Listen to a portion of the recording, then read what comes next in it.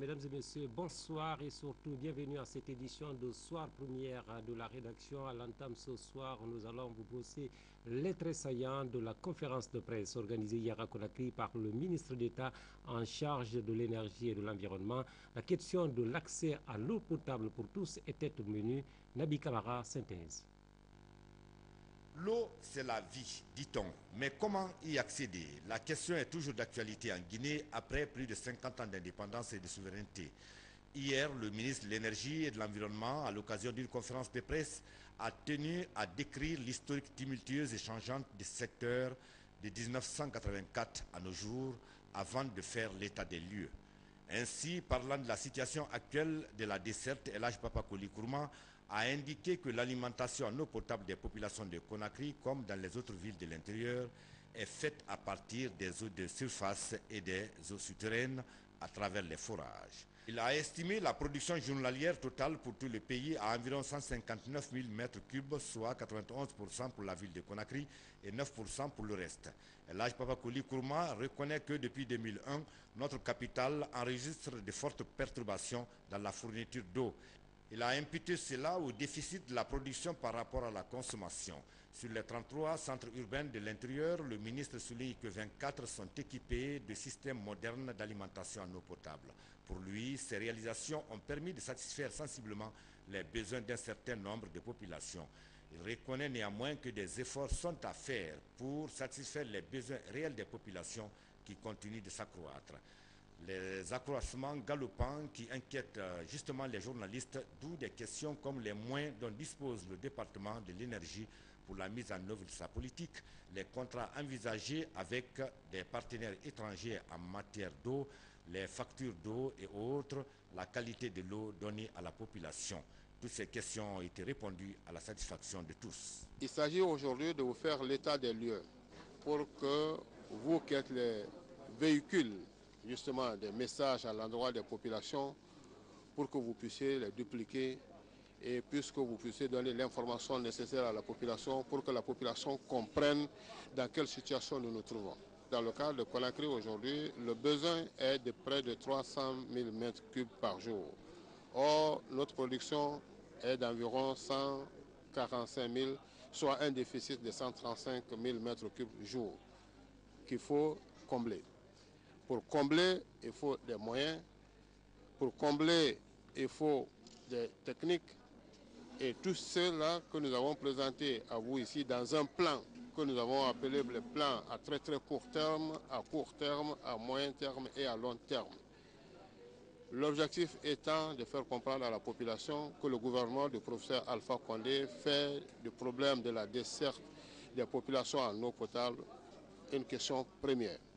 El Hadj Papakoli Kourma a salué et encouragé les cadres de la Société des eaux de Guinée qui, selon lui, sont des hommes compétents et capables de relever le défi en matière d'eau en Guinée. Il suffit de les motiver, a-t-il conclu, signalant que pour cette motivation, le ministre a promis. Un bateau de surveillance de la marine espagnole était dans nos eaux récemment. C'est un signe évident, nous dit-on du côté de ce département, de la relance de la coopération entre la Guinée et la marine espagnole. Je propose ce condensé signé Sergent Alassane Diaby. C'est un bateau patrouilleur et de surveillance de la marine espagnole baptisé Sentinella. Une mission première du genre en République de Guinée par la marine espagnole. Elle a pour objet de nouer les relations de coopération et d'amitié entre la marine espagnole et celle de la Guinée. Algunos ejercicios juntos y en futuras ocasiones pues podemos llegar a hacer. L'objectif de la mission, c'est de se faire connaître et de commencer une coopération entre la marine guinéenne et la marine espagnole. L'objectif à moyen terme et à plus long terme, c'est de faire des exercices conjoints tels que des patrouilles conjointes. Guidé par l'ambassadeur d'Espagne en République de Guinée, le chef de cette mission de la marine espagnole a été successivement reçu en audience par le chef d'état-major de l'armée de mer, le chef d'état-major général des armées et le ministre délégué à la défense nationale.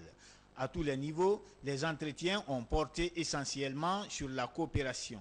Au nom du chef d'état-major général des armées, au nom du ministre délégué de la Défense et au nom du président de la République, nous vous souhaitons la bienvenue et un agréable séjour en République de Guinée. La marine est très heureuse, comme je le disais. Nous avons vu le programme que vous nous avez proposé concernant les exercices conjoints.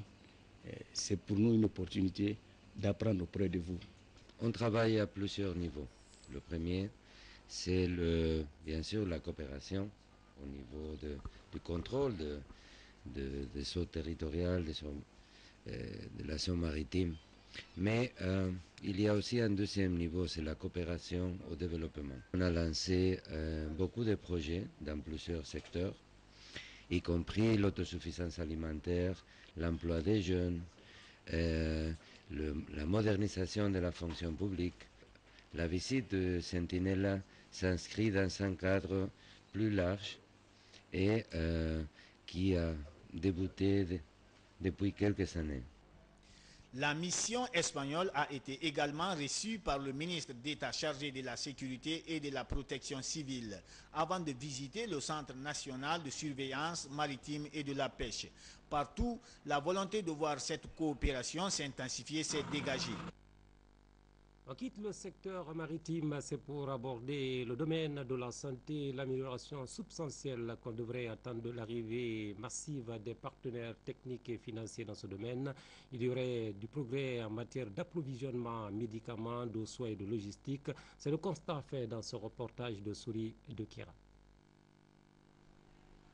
Si l'ensemble des secteurs du développement socio-économique sont prioritaires en République de Guinée, ceux se rapportant à la santé des populations se posent avec plus d'acuité. On note principalement les problèmes d'approvisionnement des structures sanitaires en médicaments de qualité, des problèmes de la santé maternelle et néonatale, ainsi que la lancinante question de la prise en charge des personnes vivant avec le VIH-Sida. La récente ouverture du pays aidant, les partenaires de ce secteur transversal se bousculent déjà pour une amélioration substantielle de cette situation de dégradation générale. Au rang des premiers partenaires, on note ce groupe d'une société pharmaceutique chinoise, ZMC, réputée dans la fabrication de médicaments et d'équipements de qualité universellement approuvés. En rencontrant les autorités guinéennes, cette société affiche sa détermination de coopérer avec le pays pour la relance du sous-secteur clé du médicament en Guinée. Les mêmes ambitions sont réaffirmées par les responsables du CREPA, entendez le Centre régional pour l'eau potable et l'assainissement, et de l'OAS, l'Organisation ouest-africaine de la santé. Les deux institutions s'engagent à accompagner les nouvelles autorités de la Guinée pour la mise en œuvre d'une politique de santé et d'hygiène conformément à celle de l'ensemble des États de l'Afrique de l'Ouest. Le couronnement de cette liste d'assistance médicale à la Guinée, c'est la remise de ce matériel de comptage CD4 et accessoires pour les personnes vivant avec le VIH-Sida. Il s'agit des équipements et consommables de dernière génération d'une capacité de 250 tests de dépistage par jour. Œuvre de la structure ouest-africaine de suivi de la maladie du Sida, PATEC, ce matériel d'une valeur estimée à 300 millions de francs guinéens va considérablement améliorer les conditions de prise en charge des porteurs du VIH qui constituent aujourd'hui près de 30% de décès en République de Guinée. On aborde à présent le dernier repère de cette édition de 19h, c'est pour parler du début d'exécution des principales décisions et recommandations des États généraux récemment organisés dans le secteur de la justice. En la matière, le ministre Christian Sow part à l'offensive. Une quarantaine d'auditeurs de justice ont été formés et c'est pour pallier, dit-on, au manque de magistrats à bref délai. Ce reportage de Kerno Younoussaba pour s'en convaincre. Quelques jours seulement après la fin des états généraux de la justice guinéenne, les recommandations issues de ces assises commencent à faire écho.